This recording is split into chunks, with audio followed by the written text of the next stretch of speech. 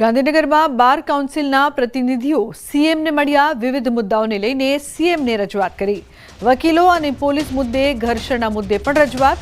તો બીસીજીના ચેરમેન અને પ્રતિનિધિઓએ કરી મુલાકાત. સીએમએ બીસીજીના પ્રતિનિધિઓને ખાતરી આપી નાગરિકો અને વકીલોનું સન્માન જળવાશે. સરકારે વકીલનો વેલફેર માટે આપ્યા છે 5 કરોડ. બીસીજીએ નોટરીના પરિણામો જાહેર કરવા વિનંતી કરી છે. તો 34,000 મહિલા વકીલોની સગવડમાં વધારો કરવા પણ રજૂઆત કરવામાં આવી છે.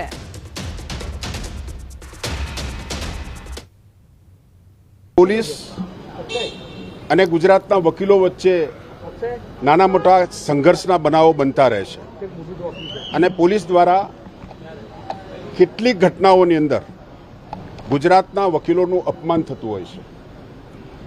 આ મુદ્દે બિલકુલ સદભાવના અને સારી વાતાવરણમાં મુખ્યમંત્રી સાહેબે ગુજરાતના બાર કાઉન્સિલના પ્રતિનિધિ મંડળને સાંભળ્યા અને ખાતરી આપી કે ગુજરાતના કોઈ પણ વકીલનું જ્યારે એ ગુજરાતના નાગરિક વતી કેસ લડવા અથવા કેસની ન્યાયિક પ્રક્રિયામાં જ્યારે પોલીસ સ્ટેશન જશે ત્યારે એનું સન્માન જળવાશે. આદિવાસી સમાજની અસ્મિતા અને શૌર્ય ઉજાગર કરવા 15 નવેમ્બરે ગૌરવ દિવસ તરીકે ઉજવણી.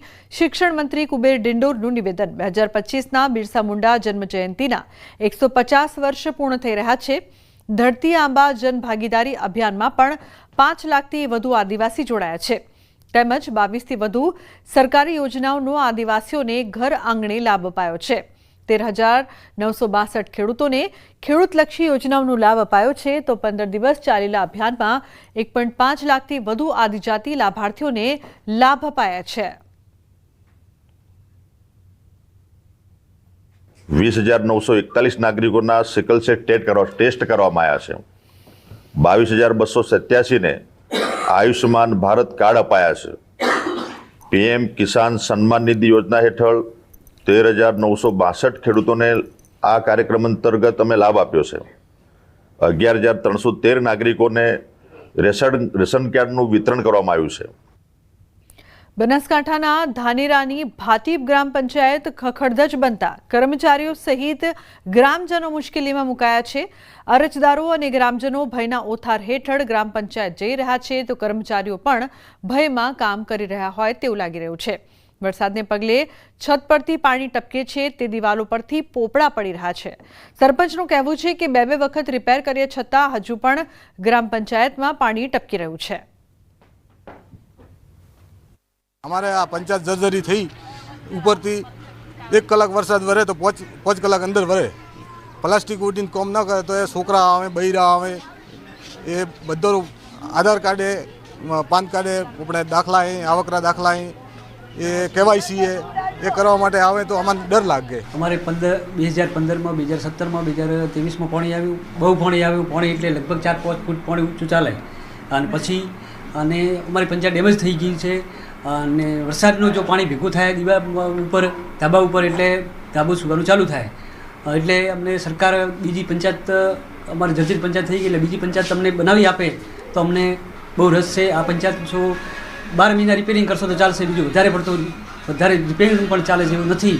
અમારે ભવિષ્ય માટે કોઈની જવાબદારી કેવી, કોઈ નાનું કોઈ છોકરું બાળ હોય કેવાયસી કરાવવા આવે, કોઈ આધાર કાર્ડ કઢાવવા આવે, કોઈ નાના મોટા કોઈ કામો હોય અને અમારી પંચાયતમાં આવતા ડર સાહેબ લાગે છે કે સાહેબની એવી નિમ્ર વિનંતી છે કે તમે તાત્કાલિક અમારી જમીન ફાળવી આલે અને પંચાયત અમારી બનાવી આલે નવી, એવી અમારી સાહેબ અપીલ છે. ગ્રામ પંચાયત મારફતથી છેલ્લા બિપરજોય વાવાઝોડા દરમિયાન ગ્રામ પંચાયતના મકાનને નુકસાન થવા પામેલું હતું તેવી રજૂઆત ગ્રામ પંચાયત તરફી સરપંચશ્રી તેમજ તલાટી મંત્રીશ્રી દ્વારા અત્રે કરવામાં આવેલી હતી. જે અંગે અત્રેથી આરએનબી પંચાયતને એ અંગેનું રિપોર્ટ રજૂ કરવા માટે પણ જાણ કરવામાં આવેલી છે. આરએનબી પંચાયત તરફથી ગ્રામ પંચાયતના હાલના સ્ટ્રક્ચરને લઈને જે કોઈ રિપોર્ટ રજૂ કરવામાં આવશે નવીનીકરણ કરવા માટે અથવા તો રિપેરિંગ પાત્ર છે કે કેમ, એ રિપોર્ટ રજૂ થયા બાદ આગળની કાર્યવાહી કરવામાં આવશે.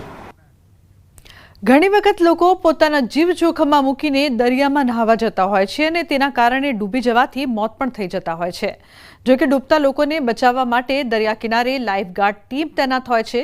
ત્યારે હવે લાઈફગાર્ડ ટીમ વધુ ઝડપથી લોકોને બચાવી શકે તે માટે ટીમને આધુનિક રોબોટિક બોટથી સજ્જ કરવામાં આવી છે તેમજ તે આધુનિક સાધનોથી પણ સજ્જ છે. આથી હવે દમણમાં દરિયામાં કોઈ પર્યટક ડૂબવાની ઘટના બને તો તેમને બચાવવા માટે ગણતરીની મિનિટોમાં જ આ રોબોટિક બોટ સીધી તે વ્યક્તિ સુધી પહોંચશે અને તેને બચાવી હેમખેમ કિનારે લાવી શકશે. આ રોબોટિક બોટ અનેક રીતે રેસ્ક્યુ ઓપરેશનમાં મદદરૂપ થઈ શકશે.